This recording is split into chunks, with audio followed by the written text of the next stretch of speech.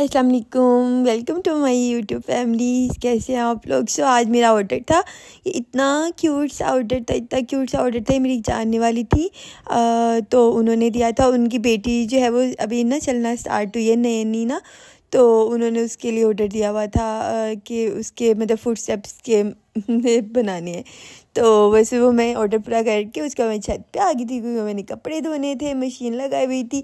But यार मौसम है इतना ज़्यादा स्मोक, इतनी ज़्यादा स्मोक, धूप का तो नाम ही नहीं है ना, समझ लो धूप नज़र ही नहीं आती छत के ऊपर। और मोहम्मद स्कूल गया हुआ था। फातिमा तुम क्या देख रही हो? क्या देख रही हो? क्या कैटू देख रही हो? कैटू तो भाग गई है, चली गई। मुझे कैटू चली गई, देखो इधर चली गई, नहीं चली गई। फाइनली धूप निकल आई है। मतलब क्या देख रही हो? कहाँ है कैटू? किधर? इधर देखो, कैटू कहाँ है? क्या कह रही है? तो उसके बाद हल्की हल्की धूप निकल आई थी और मैं इतनी खुश हो गई थी धूप को देखकर। शुक्र है कि धूप निकल आई। तो लाइक ना धूप निकले ना तो उससे कपड़े एक तो जल्दी ड्राई हो जाते हैं और कपड़ों में स्मेल भी नहीं आती ना। तो बस ये हम लोग यहाँ पर धूप को एंजॉय कर रहे थे। और ना मतलब लाइक बड़ा मज़ा आता है ना धूप में, ना सर्दियों में हल्का हल्का मज़ा आता है। उसके बाद मैं नीचे आई थी तो हस्बैंड को भी खाना पीना, तो बच्चों को भी भूख लगी थी। मैंने जल्दी से ना चिकन को करके ना ग्राइंडर के अंदर, वो चॉपर के अंदर चॉप करके, तो मैंने उससे पैटी बनाई है, चिकन पैटीज़ बनाए हैं। दैन जो है बर्गर मंगवा के फिर मैंने ना उससे पैटी बर्गर्स बनाए थे। सो ये मैंने डॉन ब्रेड्स के बर्गर्स यूज़ किए थे और पैटी मैंने खुद ही घर पे बनाए थे। इसमें चिकन के अंदर जो है वो थोड़ी बहुत मसाले ऐड करके, प्याज श्याज ऐड करके उनको आप कर लें चॉपर की मदद से। आप उसको बारीक अच्छे से बारीक पीस लें, उसके बाद आप उसके पैटीज़ बना लेना। मैंने कोई स्पेशल रेसिपी फॉलो नहीं की थी, मैंने खुद ही अपनी रेसिपी मारी थी। सो आप अगर कोई रेसिपी फॉलो करना चाहते तो आप रेसिपी फॉलो कर ले। बट ये भी बहुत अच्छे बन गए थे, मतलब अच्छे बन गए थे ना, फर्स्ट टाइम बनाए थे। और वैसे भी मुझे जल्दी थी, गैस जाने वाली थी, गैस का बहुत इशू होता है ना, तो हमने काम करना होता है कि जल्दी। और ये बच्चे मेरे सर पर ही खड़े हुए थे किचन में ना, ये बच्चे चाह रहे थे कि हमें जल्दी से मिल जाए। मैंने कहा चलो इनको पहले मैं बना देती हूँ ताकि ये तो आराम से बैठ के खाए। उसके बाद मैंने केचप, मायोनीज़ और चिली सॉस को मिलाकर एक ये वाली सॉस बनाई थी बर्गर्स के लिए ना, तो बड़ी मज़े की सॉस लग रही थी, तो बस मैंने वो लगाई है। और दैन जो है वो बर्गर पैटी एंड अंडा, और साथ में जो सैलिड्स होते हैं आप कोई भी रख दो, अगर आपके टमाटर है टमाटर रख दें। तो बस मैंने बस टमाटर तो नहीं था, बट बंद गोभी था, तो मैंने बंद गोभी के पत्ते रख दिए थे। और उसके बाद ये आपका जो है वो बर्गर शेगर रेडी हो गया। बस इतना ऐसा छोटा सा काम करना था, बट बच्चे इतना हैप्पी हो जाते हैं ना कि आप बाहर से इतने पैसे वेस्ट करें, और जो है वो उसके बजाय आप घर पे इस तरह अगर बना देना तो बच्चे उससे इतना खुश हो जाते हैं ना, मैं बिलीव मी कि ऐसे लगता है जैसे उनको जो है वो बाहर का खाना ही मिल गया हो ना।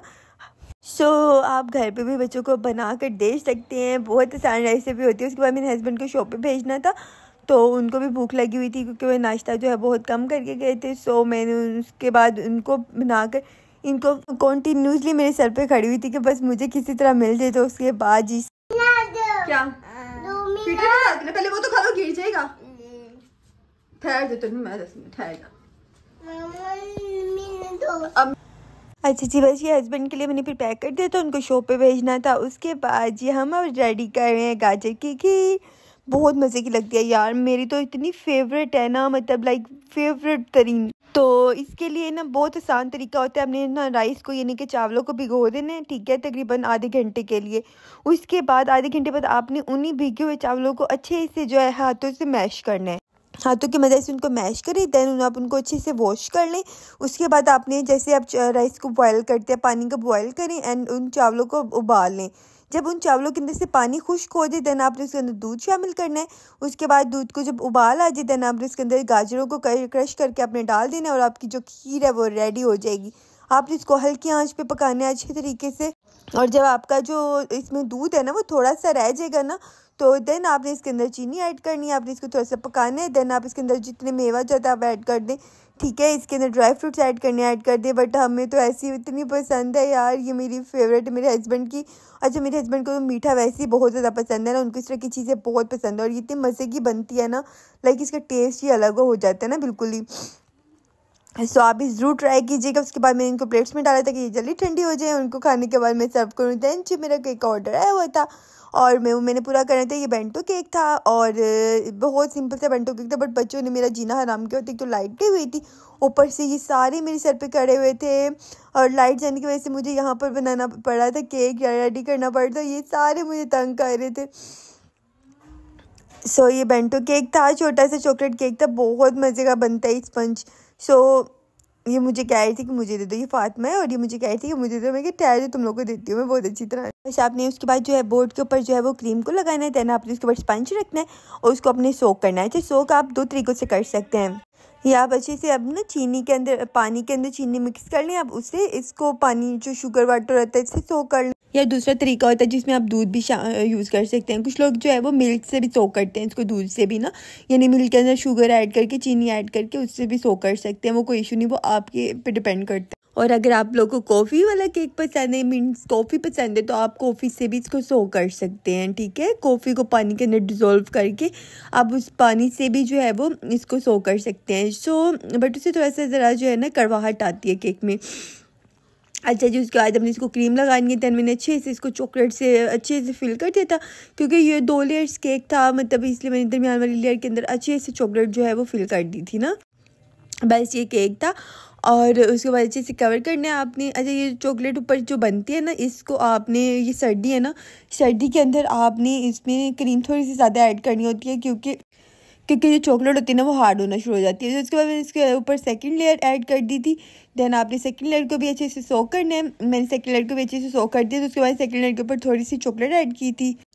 लाइट गई हुई थी, इतना ज़्यादा इशू हो जाता है जब लाइट गई हो ना, तो आपका काम करना इतना ज़्यादा मुश्किल होता है ना, आप सोच भी नहीं सकते। सो मुझे बहुत ज़्यादा मुश्किल हो रही थी लाइट जाने की वजह से, जो है वो मुझे काम करने में मज़ा ही नहीं आ रहा था ना। सो ये उनका जो है वो स्पाइडरमैन थीम केक था। और स्पाइडरमैन थीम केक में मतलब लाइक बेंटो केक के ऊपर स्पाइडरमैन थीम केक बनाना बहुत ज़्यादा मुश्किल मुझे लगता है। मतलब लाइक बेंटो केक्स के ऊपर जो भी वर्क करना ना बहुत ज़्यादा मुश्किल लगता है। उसके बाद बस इसको सिंपल से रेडी करना था।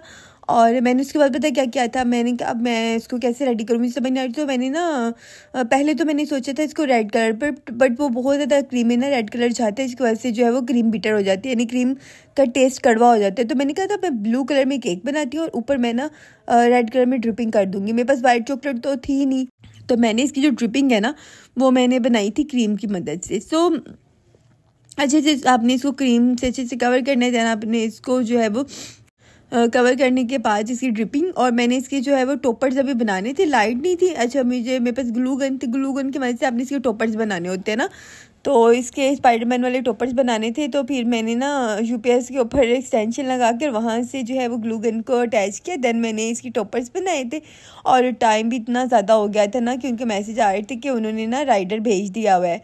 सो मैं इसको बस जल्दी जल्दी से मैं रेडी करना चाह रही थी। और बस जो बेंटो केक होता है ना, लोग कहते हैं कि समझते हैं, उनको लगता है कि बेंटो केक के ऊपर मेहनत नहीं है, बट इसके ऊपर भी उतनी ही मेहनत होती है। और लाइक मेरा बच्चे जो है ना, ये तो केक के दीवाने हैं। इनको बस केक मिल जाए, क्रीम मिल जाए, बस इनको बस ये चीज़ें चाहिए होती है ना ज़िंदगी में। इनको और कुछ भी नहीं चाहिए, बस केक चाहिए, केक।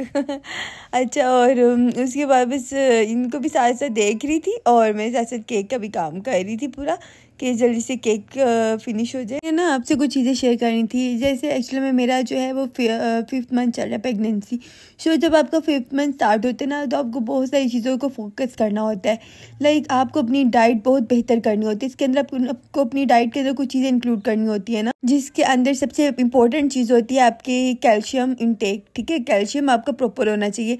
आपके आयरन के सप्लीमेंट्स होने चाहिए। आपको जो है वो किसी भी फॉर्म में ओमेगा फैटी एसिड्स लेने हैं, ठीक है। इसके अलावा आपका जो है वो प्रोटीन का इंटेक पूरा होना चाहिए। ये 4 चीज़ें ऐसी होती हैं जिन पे आपने अपना फोकस, अगर आप चाहते हैं कि आपकी प्रेगनेंसी हेल्दी रहे ना, सो ये तमाम चीज़ों पे फोकस कीजिए। ओके, अल्लाह हाफिज़।